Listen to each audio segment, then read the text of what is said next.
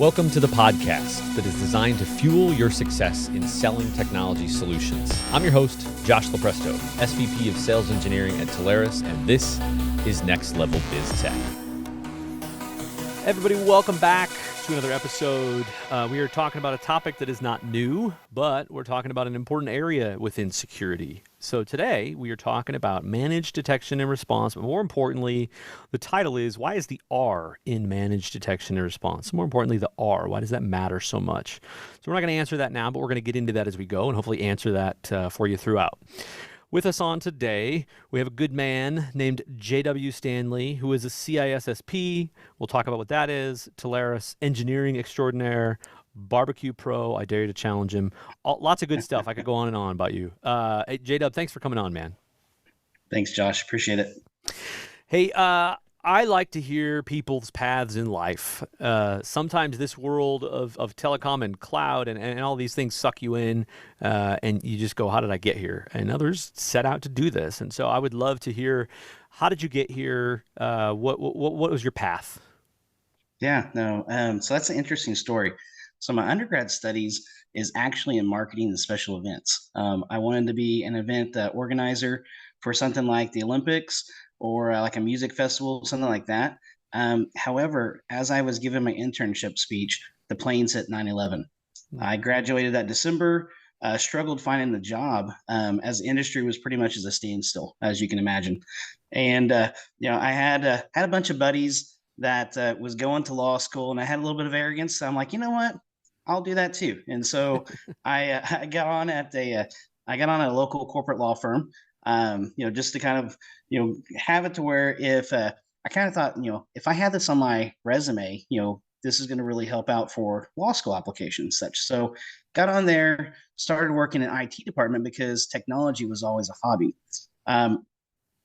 As I fast forward from that, as I saw the way that the attorneys worked and all that stuff, I'm like, I have absolutely no interest in law, as being an attorney at all.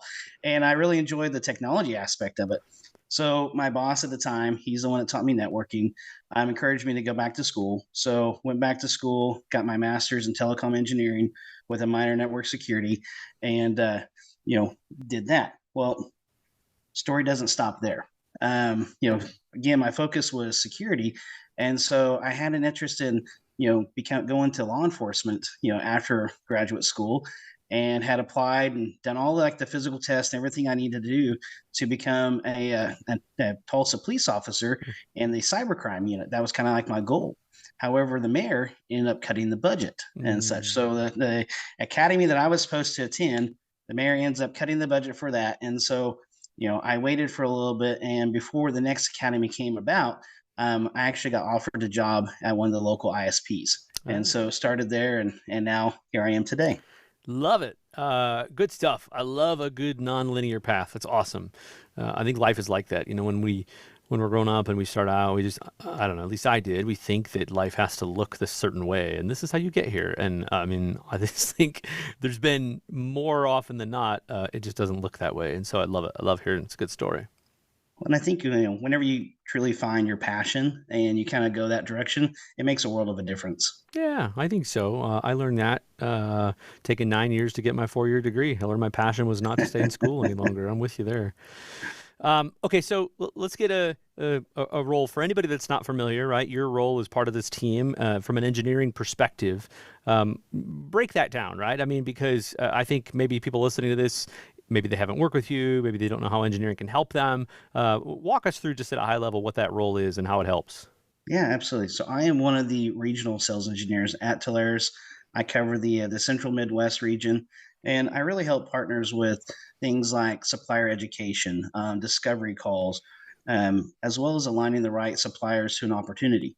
So, from that, I'm kind of like your main, point of contact. Folks will bring me in at the very beginning, and then, based upon discussions that we have, either, the partner and I, or the partner customer and I, based upon those conversations, I look at, whether or not, we need to bring in additional resources. So like maybe one of our solution architects or maybe one of our inside engineers. I'm really kind of like that, team approach. We'll do such as needed. Good.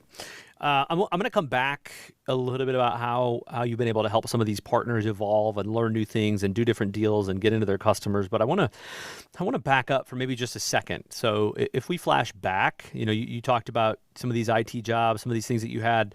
If we talk about defining what this security and managed detection and response is, I mean, walk us through how you define that. And it's evolved over time. And we'll talk evolution in a second. But how do you look at that?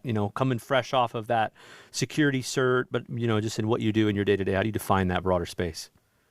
Yeah. So I got to give a shout out. So Jeff Havcoat, I get all of my network security knowledge from him. I told that I was going to say that. No, that's as the solutions have evolved, one of the things I've done is I've routinely, taken continuing education classes. I've done, certifications, different things like that. And when it comes to MDR, managed detection and response, it really is. It's an end-to-end solution that encompasses people, process, and technology to deliver the security outcomes they're looking for. It provides that detection, but also the response. So if we look back, maybe the first time you interacted with this could be whenever, right? I mean, walk me through maybe what your first experience, because we're gonna show the opposite end of this as we kind of build about the advancement of this technology and something more recent. But maybe just walk me through what was it like going through that first deal, right? Were you a seller? Were you an IT manager? Were you on the vendor? Help me out understand that. Yeah, so this one's going to take us back, probably not as far as the Radio Shack discussion that you and Halfcoat had on you guys' Love podcast. Radio I mean, Shack. if folks, if they haven't checked it out, they definitely should. It was great. But no, this one, it was pretty soon after joining Telarus. It's probably one of the very first ones that I had worked on, and the customer, it was a 3-person IT shop. They were supporting a handful of locations. They had some decent standalone, hardware, but they really struggled, supporting all of it as well as their other day-to-day, job tasks and such. From that, they needed a solution that they could, take the monitoring and the response responsibilities, take that off their shoulders, and really, kind of outsource that, have somebody else, help them from that. It's good. Now let's look at the evolution of the partners relationship in a segment of this, right? I mean, when I started in this, we were a little bit limited on the products that I think we had to sell. So certainly there was a lot of networking and things like that, and some of the LD and voice services. But as you've been able to wrap your arms around this, and like you talked about, you're very deal facing, very discovery call, helping partners. How do you feel that having a technology like this or being able to sell something like this, how does that help the partners and really their relationships evolve or see ROI? Walk me through that.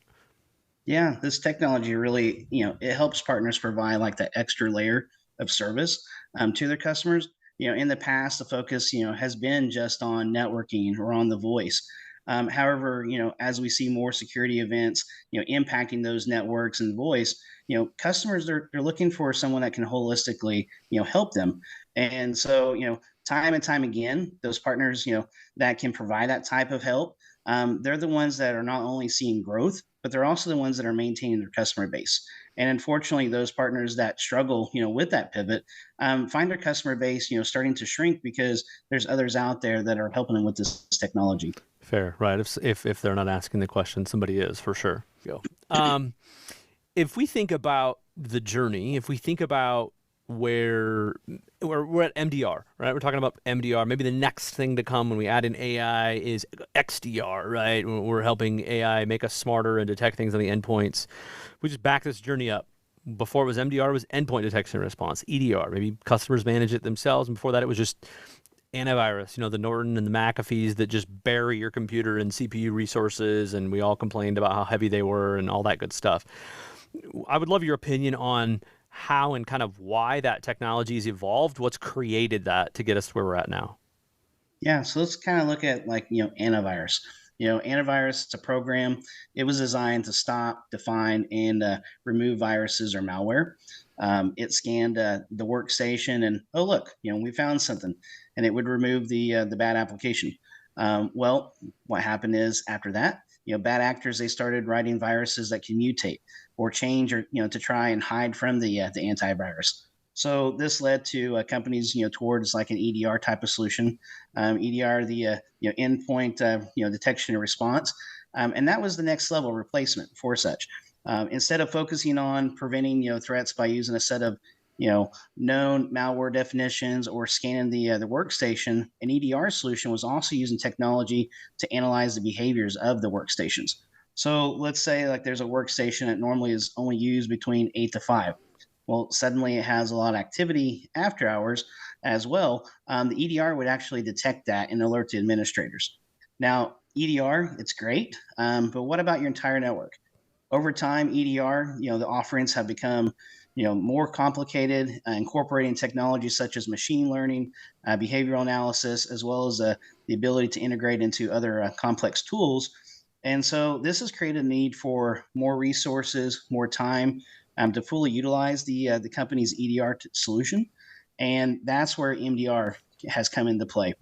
As mentioned earlier, MDR, it's an end-to-end solution, protecting your network, and not only just by one product or tool, but MDR is looking at the entire network, and it's introducing that human expertise, the mature processes, and in threat intelligence Yeah, as let's well. let's let's talk about that. What you bring up, right? That human expertise. I mean, the talk track that we're in, we're talking about why the R is so important, and so you've laid out a good vision of why we've had to evolve, why the software providers have had to do this. To now, we're not talking about Norton and McAfee on the endpoints anymore. We're talking about Carbon Black and these Sentinel Ones and CrowdStrike and Defender, all of this stuff.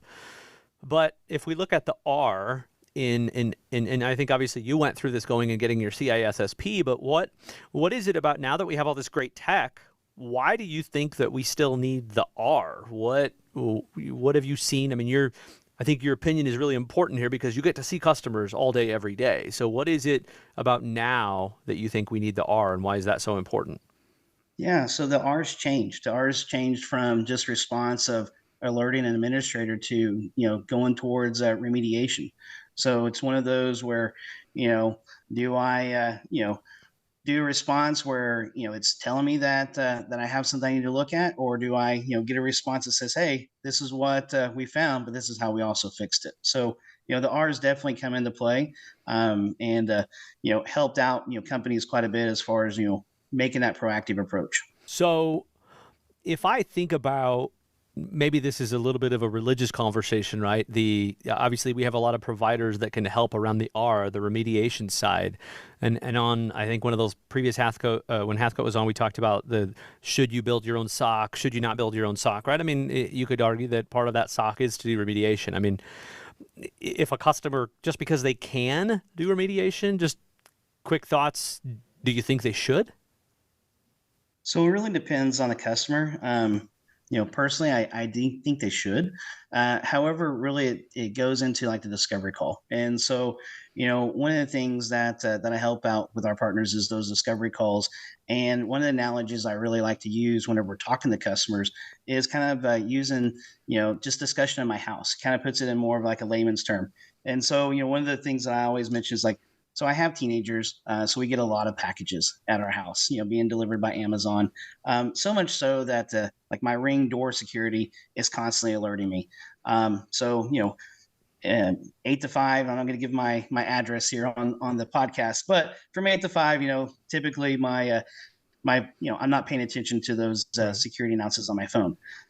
So from that though, like what if it wasn't the delivery driver that was there? How what if it was like a porch pirate that's hovering all over those goodies that my family had just purchased and had shipped us? And so I think that's where we talk about the differences between EDR and MDR. That's where the response really makes the difference. Do I see the anomalies? And letting me know that I have an issue. So like there's somebody that's, hovering over my porch for an extended period of time. Or do I see the anomalies and then also let me know, but then also the steps that it took, on my behalf.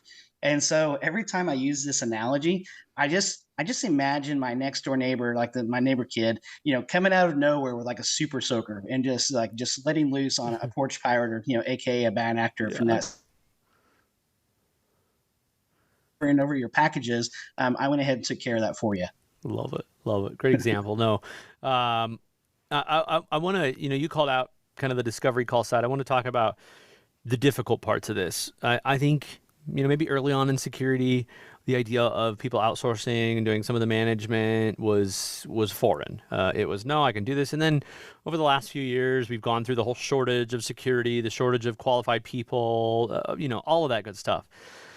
So when you're talking to a customer and you're trying to help a partner do these discovery calls to help them understand the need, what do you do when they don't know that they need help? Or, what are some of these challenges that you've run into and how do you get over them? Yeah, no, that's a great question. A lot of times, whenever I see, some IT administrators, they still have that mentality of, if I let somebody else do this, then I don't have a job. And so, really, just kind of walking them through, explaining to them, what the solution is, how it can be an extension of their team, how it can free them up for more proactive, day-to-day operations, to really show their value. That's really where it comes into play. And oftentimes, once you can kind of do that, you'll start seeing kind of light bulb click inside their head. And we're like, hey, you know what? I mean, this is a great solution for me. Good point. All right, I want to get into an example. So I think the funny thing that we always talk about here internally is the deals, sometimes the way they start is not how they end. And really what happens is we can help in a lot of different areas that maybe were not brought up in the beginning. And that's just, I think, part of our discovery process. We got to understand how this integrates with that. Oh, it ties into this server. Where is that server? Oh, it's on-prem. So the UCaaS becomes a cloud secure. It all kind of blurs. So what I would love to hear from your perspective is, and we can certainly keep a, customer name out of this, but if we can say, walk us through an example of one that you got pulled into, and what were you told that the problems were, and what did you ultimately discover and find, and what was the end solution that they needed? Yeah, so this one's actually going to probably scare you just a little bit. So I was actually working with a partner and a university. Um, they had decent hardware, and they wanted to create their own SOC, which that's fine. That's a great ambition. However, one of the things that they were wanting to do was they were wanting to have the SOC led by their students. So they Oh, had students with I know, right? they had a It's students within their security program. They're like, hey, like we'll just have the security students lead the SOC, and see you see where I'm going with this, don't you? mhm. So we have some conversation and everything about okay, so you have this type of hardware today. This is kind of what you're looking at from that standpoint, and you're looking at the SOC, but really like who's doing the remediation? Because these folks, these students, I mean, you know, depending on what year it is, they don't necessarily have that knowledge or skill set to apply to that. And so that's really where the MDR came into play. We got them aligned with some really good suppliers, had the conversations, and once we kind of show them, it got to the point where talked to them about it, and they were kind of like, okay. But whenever we showed them the demo and kind of like, here's how MDR can assist you, that right there was a game changer for them. They quickly decided that maybe that the students were not necessarily the best, to run it, to have that kind of piece of it. And then, with the MDR type of solution, the students were able to see the remediation part too. So Mm. they kind of gave them, a little bit of what they were looking for from an educational institute, but also gave them the protection that they needed as well. Love it. Yeah, that's terrifying. Glad you're there to help. Let's get to final thoughts here. So, if we got partners listening to this, maybe haven't ventured this deep into security yet, or maybe they're just in an adjacent area. Maybe they're doing SD-WAN, maybe they're doing contact center, maybe they're doing something like that. With what we've talked about here and in underscoring this importance, and this is a difficult conversation to have with customers sometimes, and obviously the premise here is ask to a certain point and then leverage you and the team members to come in and help. But what do you tell partners if they're not comfortable selling this? What's your advice there? Is it a couple questions to ask and pause? What's JW's perspective? Yeah, so there's a couple of different options that we have. At Telarus, we have what's called our security QSA. And so this allows folks that aren't comfortable necessarily within the scope, they can have that customer discussion and kind of that journey along security. Just very just basic, questions to be able to ask and kind of, engage their customers to gain, more insight. I also recommend, partners, quite often are not comfortable with this technology is engage your Telarus engineer. We have a great number of engineers on the team. All of us are, we have years of experience, and we're all glad to help you with those customer calls. And then, also there's Telarus training education opportunities. So, if there's one in your area, we have those throughout the year. If there's a training opportunity within your market, definitely, go to one of those, attend it, because, that's going to help you understand it. That's going to help you, be able to position it, as well as sell the technology, as well as other technologies as well. Yeah, great point. I think the QSA is critical in that, because this we've had great feedback on this from the partners, where they can put their branding on it, they can walk through the customer with it. They don't have to be the expert, but it really is like having somebody right there at your side to just pull out all this information that you can then give back. You can give to the suppliers. We can have us have further conversations. But great advice on there. Love the events too. We get a lot of people learn. We do a lot of good content out there. Our team puts some great stuff out. Yeah, oftentimes like the QSAs, for example, I've had several partners say, whenever they have had those conversations with their customers, they position it as, hey, this is going to be an area where we're going to walk through this, we're going to ask some questions, and then based upon this, I'm going to engage my engineer and bring him back, him or her back, and be able to have further discussions with you. And oftentimes it gives it a more qualified discovery call, for that second call whenever you're talking to them, and it really just kind of puts them at ease too, because there's not that, I'm kind of guarded and I don't necessarily want to share anything. It's just a very much a conversational type of approach, which is a great job. Great point. All right, last question. Your prediction on the future, and if you get this right, I'm going to put some money on some of the upcoming football games. But look, this technology evolves at a crazy pace, more than anything I've seen in the last 5 to 10 years. Now it's even more accelerated. So if you look at security, and we look at how it's evolved from antivirus to EDR to MDR and whatever comes next, XDR, what's your opinion? If we look 12 months, it's hard to look past that. But if we look 12 months plus, what's your opinion? Do we change strategy? Do we do anything different? Do we do the same? Your thoughts? I think, this is a good strategy to have in place today, and then we can evolve as the technology evolves. I definitely see more AI, coming into play, more geofencing. So, making it to where you kind of set perimeters as far as your traffic, where it's going, things like that, as well as, that anomaly piece. I think, definitely there's going to be this field. I mean, it's constantly evolving. I forgot what I read. I think it was earlier today, the predictions of, from like today's, numbers of, costs and stuff, as far as like a breach, things like that. We're talking like trillions. Like we're not talking like small numbers here, but just the expansion of that, how much it was going to cost, in years to come, it's astronomical. And so you're going to have those things that can help, remediate things very quickly. And so, the conversation that we're having today are going to be the conversations we're having tomorrow, but just with a more focus, as far as, here's why we need this kind of approach. Great stuff. Maybe by then, future amazing tools, it'll just be implanted in our brain, and all will be well, and it'll be great. But we'll still need the remediation. Good stuff. All right, JW, man, that wraps us up, buddy. I really appreciate you coming on. Thanks so much for doing this with me, man. Yeah, thank you. Appreciate it. Okay, everybody, that wraps us up. I'm your host, Josh Lopresto, SVP of Sales Engineering at Telarus. JW Stanley, if you haven't engaged him, please do. This is Next Level Biz Tech. Next Level Biz Tech has been a production of Telarus Studio 19.